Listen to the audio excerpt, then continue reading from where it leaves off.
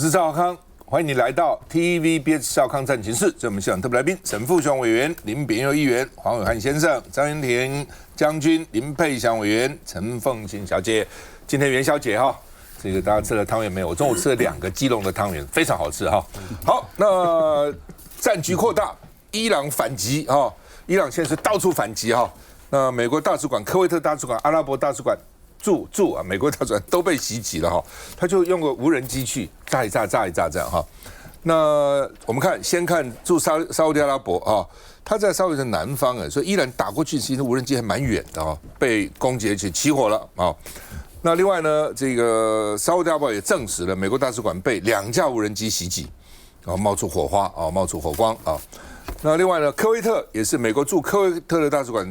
被空袭啊，那是昨天。所以呢，官员下令就地避难啊！你看冒烟啊，因为呢波及了科威特，所以呢空袭警报响了哦，就地避难。但是昨天想不懂为什么等等再讲哈，就美国居然有3架飞机被打下来，说科威特乱打的，我很怀疑，怎么可能防空系统会乱打哦？到底是现在讯息非常混乱，特别是。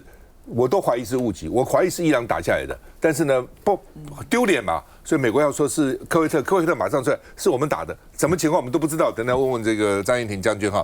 伊朗也想所以要干斩首，他发射弹道飞弹去打以色列纳坦雅胡总理的办公室啊，没打到，纳坦雅胡后来出来说我很好，没有问题哈，但是呢，至少呢飞弹直接打到这个总理办公室哈。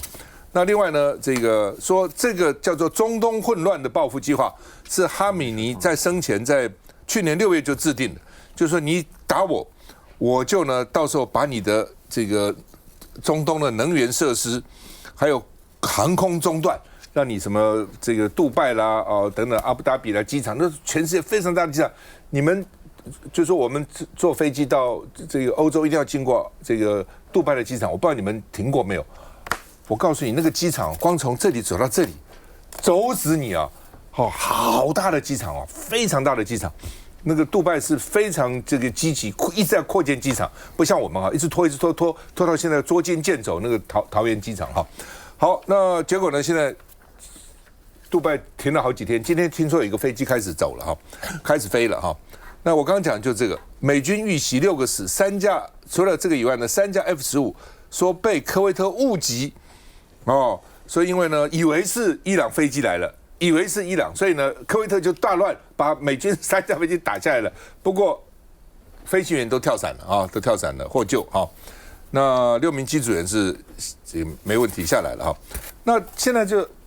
伊朗跟其他阿拉伯国家都有什么矛盾？其他阿拉伯国家其实也不是那么支持伊朗，主要几个，第一个是呢民主跟文明，这个伊朗人是波斯民族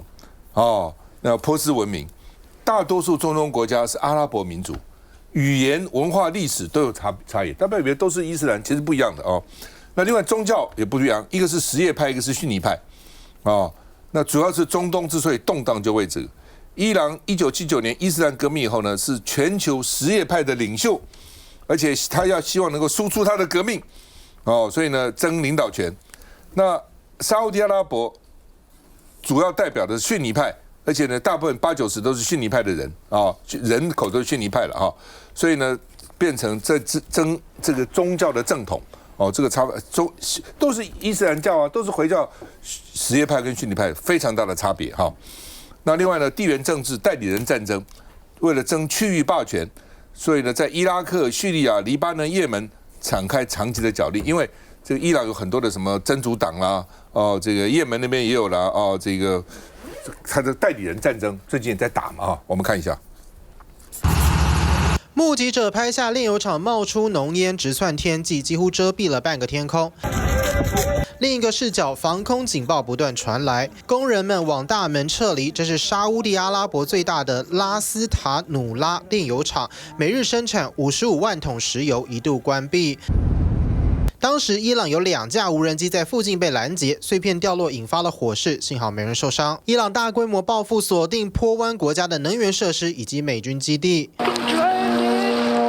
CNN 记者在伊拉克北部直击伊朗无人机飞越头顶。We're hearing that multiple drones struck the Harir Air Base. That is about 30 miles outside of Erbil. 此时还传来消息，美国位于沙乌地的大使馆也成为目标。A strike on the U.S. Embassy in Riyadh, Saudi Arabia, just moments ago by two suspected Iranian drones. Obviously, Riyadh in the center of Saudi Arabia, far, far away from Iran. 伊朗新一波的报复打击地点，除了沙乌地炼油厂，卡达的液化石油气 LNG 厂也被攻击了。军事目标包括伊拉克、科威特的美军基地，甚至塞浦路斯英国基地都被伊朗打击。伊朗还宣称攻击了以色列总理办公室，但是纳坦雅胡安然无恙。专家说，伊朗惯用大量廉价无人机，消耗美国跟联军的防空系统。说到报复，以色列也空袭黎巴嫩首都贝鲁特，他们说已经击毙了真主党情报总部的首长穆卡莱德。来，这个凤馨怎么看？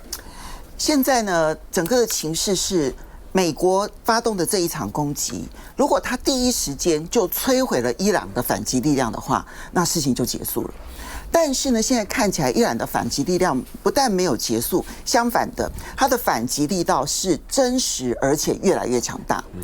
那第一时间我们看到伊朗的反击呢，它大部分呢其实都是不精准的，然后呢，它对于阿拉伯半岛当中的几乎所有的国家地图炮一样的去打，那不管是叙利亚也好啦，或者是沙烏地阿拉伯啦、巴林啦、阿曼啦、卡达啦、科威特啦，通通都打，甚至于打到了欧洲的距离阿拉伯半岛最近的塞浦路斯。那可是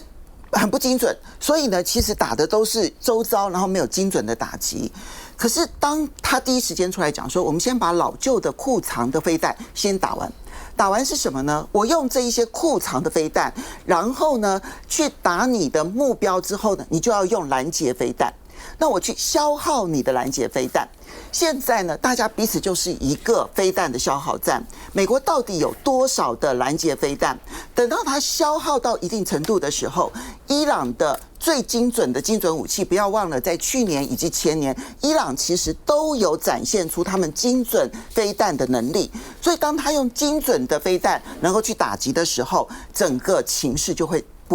完全的不一样。那我现在觉得是到目前为止，那么看起来伊朗的反击，我们不确定说他们到底是谁主导，因为它分3个部分呢。一个部分呢是属于他们的就是宗教的这个组织团体、神学组织、专家团体，那么这个是属于领导的部分。另外，他们的革命卫队是他们真实的军事力量，而属于总统以及国防部的国防军，其实反而是世俗的力量。那真正最有他的武器的力量、武装力量的，其实是革命卫队。那但是我觉得这个对我们来说到底影响如何？其实它对世界的影响是非常大的。那大家都有提到说，因为今天呢，伊朗它已经宣布所有的油轮都不准经过赫姆兹海峡。赫姆兹海峡它其实刚好在那个波斯湾的咽喉带，全世界有1600万桶的油。每一天要经过这一个赫姆兹海峡，大概占全世界供应量的20%。你要知道，它经过赫姆兹海峡的油轮呢，主要的都是运往亚洲，包括了中国大陆，包括了印度，包括了日本、韩国、台湾，其实影响非常的大。我知道很多人都会说，哎呀，你看因为它大部分的原油都是运往这个中国大陆，所以中国大陆影响特别的大。但是我觉得这种说法是有问题的，因为你要看比例啊。你占比是多少？好，我这边呢就拿出来，我昨天晚上呢特别去找了这些相关的资料，大家看一下，这里所有的资料就已经显现出来。那么，所有经过这个赫姆兹海峡运往中国大陆的，每一天数量最多，好是到达了1637万桶，但是占比是中国大陆的不是，对不起，应该是163万桶。那么占比是中国大陆每一天的运来的量是29%，在印度的部分是33%。好，大家去看日本、韩国跟台湾。日本的部分呢，占比占48%，韩国的部分占比是68.9%，台湾的占比68%。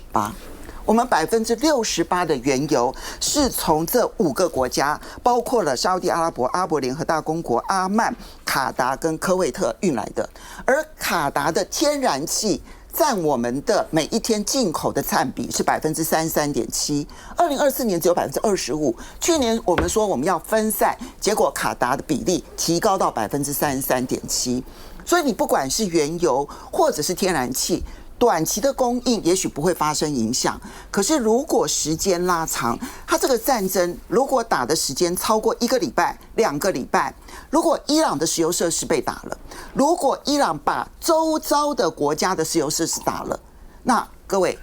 原油对于台湾来说是经济命脉，其实对我们的影响是非常大的。我觉得这个美国联手以色列去打伊朗啊，这个其实是惊天一击，大家都没有预料到啊。但是我觉得他们狼狈为奸，两个啊，就是以色列很会打，很精准，美国呢火力很大啊。到底谁比较想打？我觉得两个都想打，但是动机未必完全一样。那我觉得亚特纳胡比川普更想打，因为这个伊朗跟周遭这些阿拉伯国家的关系啊，其实是蛮微妙的。因为你晓得，我告诉你一个我自己统计一下我私人的想法啊，就是这个阿亚托拉阿里霍梅尼，你要少我1岁，他掌权到今天，跟我从美国回到台湾少3年，所以不是我妄自尊大，自己狂妄到要跟他相比啊，我没有用啊！我这个人小人为言轻，我一生只会空思乱想啊，一国一民没有用。这个阿亚托拉他是见机履机，阿拉给他石油，阿拉给他教条，他真的执行到底。好，所以呢，但是我怀疑这样的政权啊，其实最可怜、最辛苦的是伊朗人民。所以当他被斩首升天的时候，我真的是怀疑他的阿拉会容许他进天堂还是不是？所以这是一个很大的矛盾，这是宗教的矛盾，这个民主的仇恨通夹击而来。那我觉得川普最失算的就是说，他应该在第一集，就在第1天内啊，把伊朗的高阶统治阶级干掉90% 以上，那个时候是达到最高峰啊，没有用啊，没有用，因为他们已经排了4个继位顺位。不但不是没有用，我觉得那一天你看过很多类似的电影，德黑兰城内一定 CIA 的干员啊，一定非常多，而且非常的活跃，打来打去电话，打来打去啊，你那边怎么样，我这边怎么样，那他要煽动。这个时候平民革命不待此时更待何时啊？是对方我们统治阶层最低迷、最惨的时候，他都鼓动不起来。所以36年的神权统治不是没有效果的，而且他这个接班马上接手，而且跟那个捍卫的那个罗耶尔的，他还是密切在一起的。所以当川普期待一个由人民做主的一个政权的翻转没有成功的时候，这个就注定以后就是没完没了。那我觉得以后的没完没了，我觉得跟当年的这个他们输出的除了这个回教革命以外，还有恐怖政策嘛。那我觉得跟当年他们驾着飞机冲向那个世贸大楼，或者世贸大楼，我觉得不能相比的。现在都是小规模的小科啊，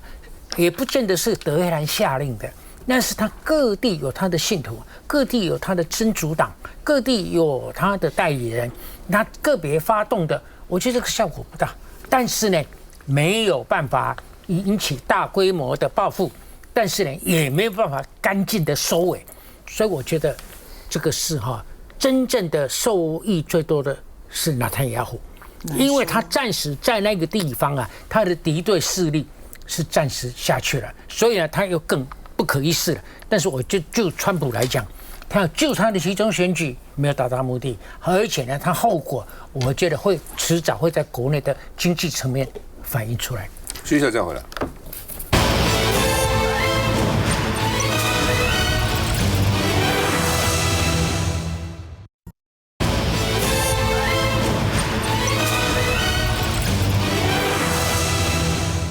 好，那到底这个我们看科威特到底美籍怎么被打下来？我一直说是科威特防空系统误判把美机当成敌机，那会把敌机当成美机吗？这怎么有可能呢？我们看一下。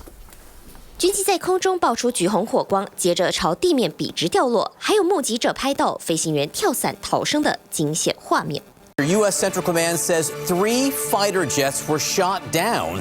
by friendly fire from Kuwaiti forces. CENTCOM says all 6 crew members aboard the jets ejected were safely recovered and are in stable condition. 这是美军在实施怒火行动以来第一次有战机被击落，只是打下飞机的却是来自友军的炮火。I think we're going to see more and more of this. This war is escalating. 美军在科威特部署了30架 F-15，这些战机光是在这个周末就出动了超过1000次。军事专家指出，因为这次行动的复杂性，未来恐怕会出现更多误击友军的状况。尤其是伊朗还透过见证者无人机攻击美军部署在中东的军事基地。不止伊拉克，伊朗过去几天已经向阿联酋发射了165枚飞弹、2枚巡航飞弹，还有541架无人机。现在杜拜人都已经不敢外出，所有学校都改成了线上教学，商店、诊所统统关门，就连英国在塞浦路斯的皇家空军基地也连续2天遭遇无人机袭击。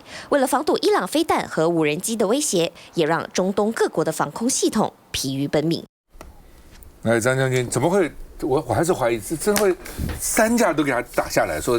以为是伊朗。事情发生后，伊朗先宣布说我把美国飞机打下来了，然后接着美国说不是，说是被科威特打下来，科威特接着说是我们打的，这样到底是谁打的？我认为这个他们有敌我识别系统，而且这科威特跟美军之间应该有联系，就是美军的飞机起飞，还有当日的敌我识别区的盘旋密码，科威特应该都会知道啊。怎么会误以自己的打自己呢？他们以前已经也联合演习过。对，所以这一方面，因为科威特距离伊朗就隔个波斯湾，就这样，这边就是伊朗，这边就是科威特，然后他们在波斯湾的顶端，就是这个样啊。所以我认为不能完全排除有伊朗击落的可能性，因为自己人打自己人。都平常都有演习，然后也有这些飞弹安全走廊，他也知道这个如果走飞弹安全走廊的时候，这个地方是安全的，他们都有做任务的划分，还有火力的分配，所以真的要误击哦，还蛮困难的嘞。那我想说，是不是因为毕竟也要考虑到面子的问题，还有士气的问题，就没有说就是被伊朗的地对空飞弹所击落。我认为有时候是一个舆论的考量，政治信心的考量。那我们先来看伊朗，它现在都是坡式反击哦。伊朗的地对地的飞弹，还有伊朗的这个无人机，它竟然打到地中海的塞浦路斯。所以伊朗在这一方面呢，它的精准可以打到地中海去了。换句话说，伊朗在这方面的报复哦，我认为它这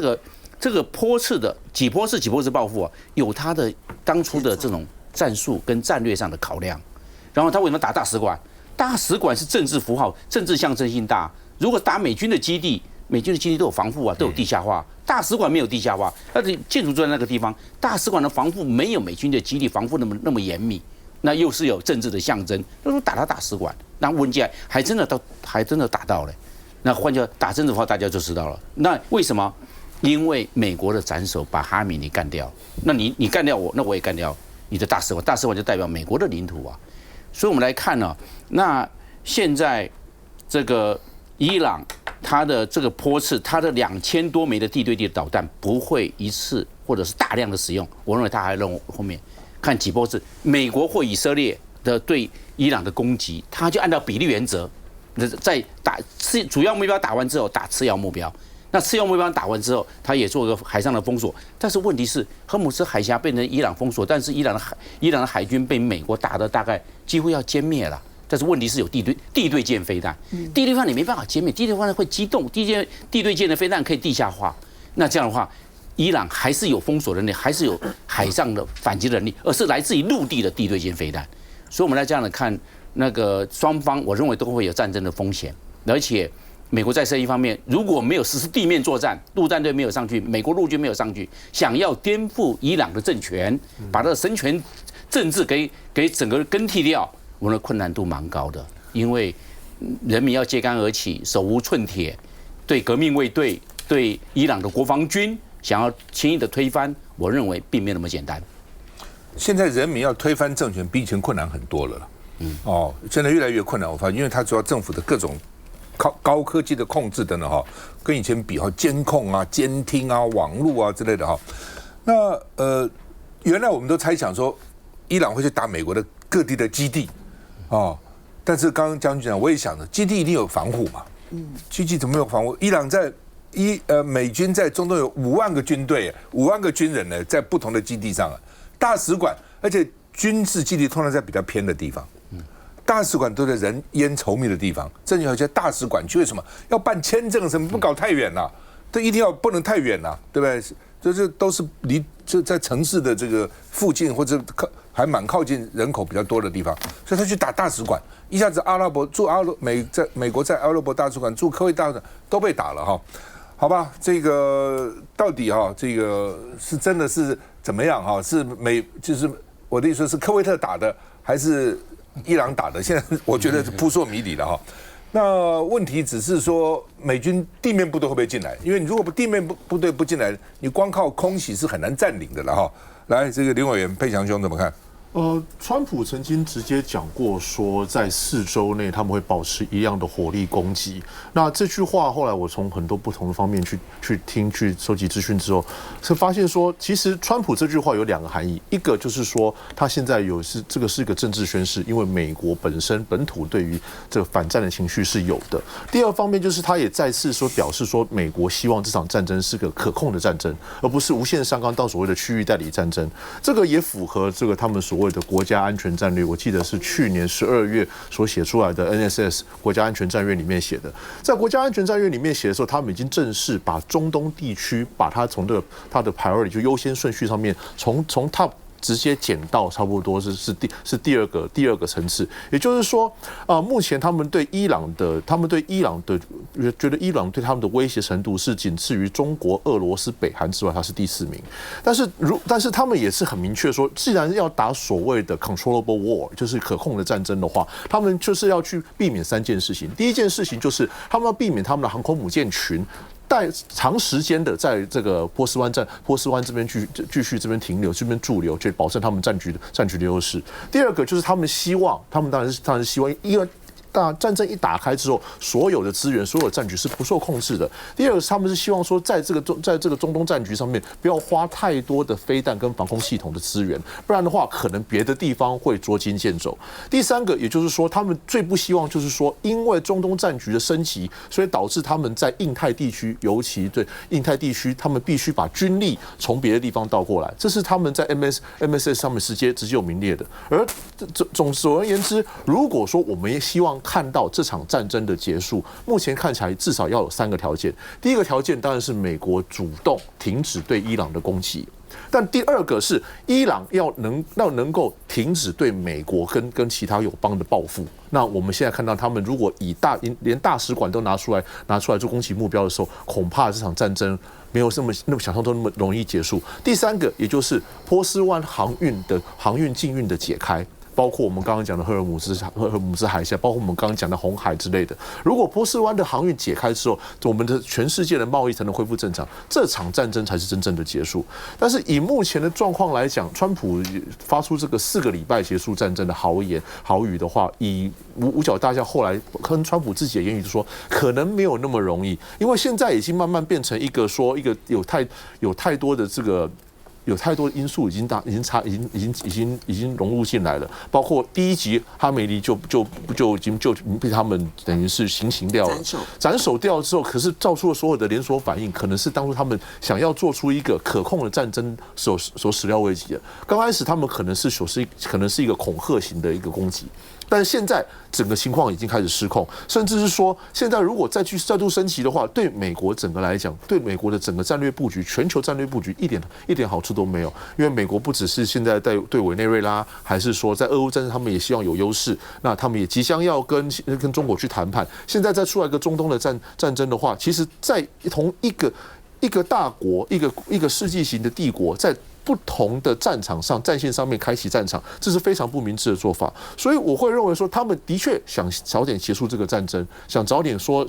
宣称这场美伊战争的胜利。但是我刚刚讲这几个条件，要在短期间，他们宣称4个礼拜，也就是1个月之内能够达到，我认为是难度非常非常的大。就是说，川普当时打委内瑞拉太顺利了啦，对，把你总统抓了就抓来，然后我讲好的副总统上来，这是我的控制的，然后所有的油啊什么都是我控制了。他以为说打伊朗可以这样，那完全不同的状况。那川普原来的想法说，因为美国最厉害就是斩首了，地面部队到现在为止打的都很惨了，所以斩首，然后呢把你，而且一下40几个高层干掉了，包括哈梅尼啊干掉了，他就期望伊朗人民能够，他说 take your， 把你的政权拿回来，把你的权利拿回来。所以以为伊朗人民可以起来抗暴，这下就简单了。目前看起来不是这样，所以战争要打多久？那再加上以前美军在打人他自己不死人的，死你没关系，不能死他自己的人。所以现在已经至少知道6个死了，绝对不止啦。虽然川普事先一直警告说我们一定会有伤亡，但是一有死人以后，川普就生气了，说我要报复那别人死可以不可以报复？你死要报复，那这报复要打到什么时候？这个战争打多久？地面部队会不会进去？休息一下再回来。